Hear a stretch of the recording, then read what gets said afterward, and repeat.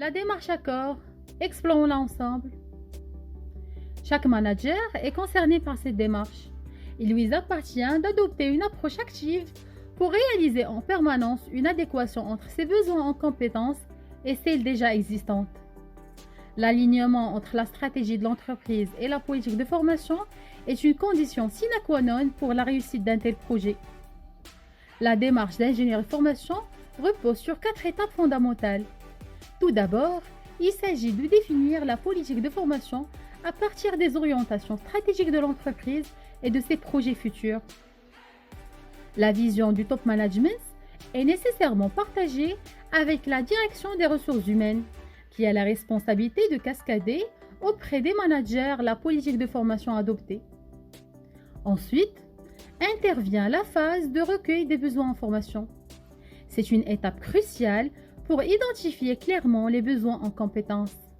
Les managers sont très attendus dans cette étape, car il leur revient la responsabilité de remonter une information claire sur leurs besoins. Ils peuvent pour cela s'appuyer sur un bon nombre de leviers plus ou moins disponibles en interne, tels que les outils d'évaluation, les entretiens individuels annuels, les bilans de compétences, les feedbacks des tuteurs et des encadrants. En troisième étape, les besoins sont traduits en projets de formation. Les choix de formation sont en fonction des résultats opérationnels attendus et de l'évolution qualitative et quantitative prévisionnelle du capital compétences. Le plan de formation peut ainsi être bâti à partir d'une définition claire des objectifs pédagogiques et de l'identification précise des compétences à renforcer. Chaque action de formation est assortie par ailleurs des indicateurs permettant d'évaluer le retour en investissement. Elle doit notamment concevoir un processus adapté d'évaluation post-formation permettant de faire le bilan de formation et de préparer l'avenir. Décryptons la démarche étape par étape. La première étape consiste à analyser les besoins et la demande de formation. Au cours de cette première phase, l'enjeu est d'analyser les besoins et le contexte de projet de formation. Ainsi, il s'agit de faire émerger une demande implicite au sein d'une organisation. Cette dernière résulte d'un différentiel entre les compétences des collaborateurs et les objectifs définis par la direction générale et la direction des ressources humaines.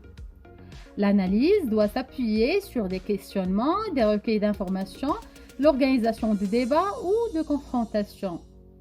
À l'issue de cette phase, un diagnostic est établi et un projet avant formation voit le jour. Parmi les outils utilisés dans cette étape figurent la stratégie de formation, le diagnostic de formation déjà établi, les évaluations de précédentes formations et l'ensemble de recensement des besoins de formation déjà réalisés. Le premier enjeu, c'est d'analyser la demande de formation. À l'image d'un bon commercial qui veut proposer un produit plus adapté aux besoins de son client, le responsable formation doit savoir comprendre la demande de celui-ci. Dans le cas d'une formation, on va s'arrêter sur le contexte dans lequel elle s'inscrit, qui la demande, pour qui et quel objectif doit être atteint à la fin. Toutes ces questions seront posées par le responsable formation pour préciser le besoin de la personne ou de l'organisation qui initie la demande. Le responsable formation pourra éventuellement réorienter le besoin, le questionner, l'enrichir ou proposer une modalité autre que celle qui avait été envisagée. Cette étape est clé pour s'assurer que les acteurs du projet en partagent la même vision. Le deuxième enjeu, c'est identifier les objectifs de formation et les objectifs pédagogiques. Cette étape sème toujours un doute. Mais quelle peut être bien la différence entre objectifs de formation et objectifs pédagogiques? Les objectifs de formation, en nombre de 2 ou 3, sont les compétences que les participants devront avoir acquises à l'issue de la formation. Les objectifs pédagogiques, plus nombreux, sont les étapes intermédiaires qui devront être franchies pour atteindre les objectifs de formation. Si on prend l'image d'un escalier, les objectifs de formation sont l'étage à atteindre et les objectifs pédagogiques sont les marches qui y mènent. La deuxième étape, c'est le choix de dispositifs de formation. Cette deuxième étape va permettre aux responsables de formation de formaliser un projet de formation et de sélectionner des outils pédagogiques nécessaires. Cette phase est essentielle car elle va permettre d'établir un lien entre ce qui est souhaité et ce qui peut être réalisé. Le responsable de formation devra s'appuyer sur de nombreux outils tels que les catalogues de formation des organismes de formation, les référentiels de compétences, le cahier de charges, le budget prévisionnel, le plan de formation et tout type de documentation susceptible de lui apporter les informations nécessaires pour concevoir des dispositifs de formation. Différents acteurs sont impliqués durant cette phase, dont les prestataires de formation et les responsables financiers ou comptables de l'entreprise. Comment concevoir le scénario pédagogique? Nous avons donc notre escalier. Il faut maintenant trouver comment passer d'une marche à une autre. Ce sera le but du scénario pédagogique, qui décrira dans le détail toutes les séquences qui composeront la formation, leur durée et les objectifs pédagogiques auxquels chaque séquence répondra. C'est là que les connaissances du responsable formation vont révéler toute leur puissance. Il saura trouver les activités, les outils et les méthodes à appliquer pour transmettre le contenu en tenant compte d'une progression pédagogique équilibrée et en tenant compte également du profil des participants, des modalités choisies, des capacités de concentration, des biorhythmes, de la mémorisation, de type d'intelligence et d'éventuelles contraintes matérielles. Il faudra aussi veiller à intégrer des temps de travail en autonomie, des temps d'échange et des moments pour recharger les batteries. C'est un travail d'orfèvrerie de concevoir un programme de formation.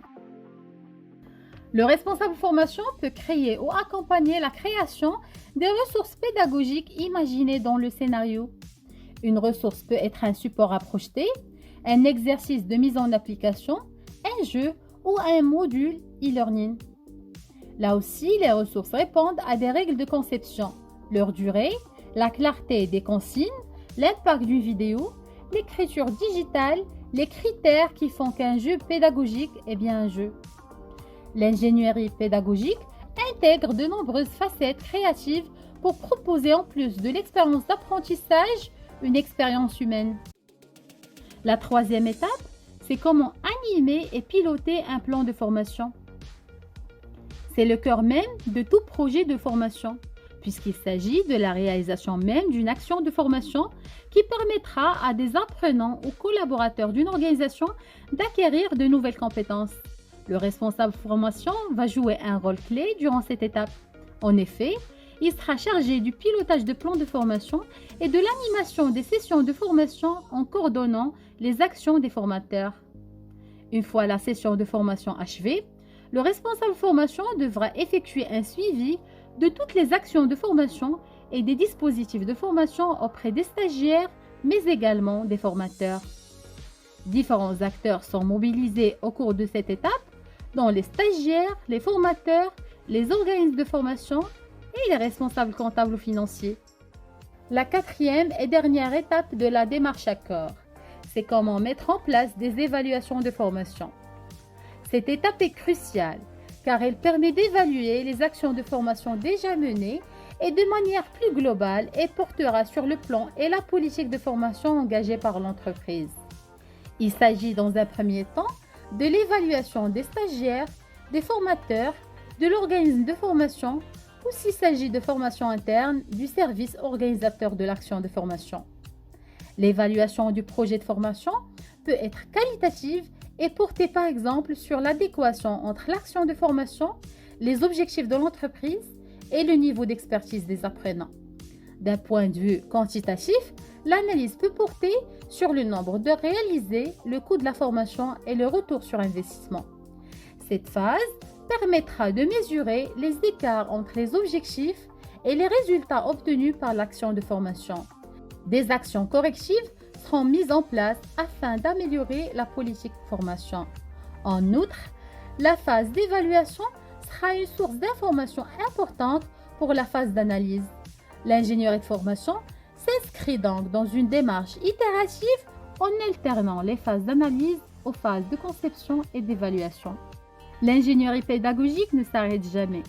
Une fois la formation réalisée, les retours des participants contribuent à son évolution et à son amélioration. Un programme de formation n'est pas figé. Il reflète des évolutions d'un contexte, d'une thématique et des attentes des participants. La particularité de l'évaluation, c'est de poser des questions de façon à identifier les indicateurs des réussites de la formation. Et rappelez-vous que nous sommes là pour vous aider à avancer. Restez à l'écoute.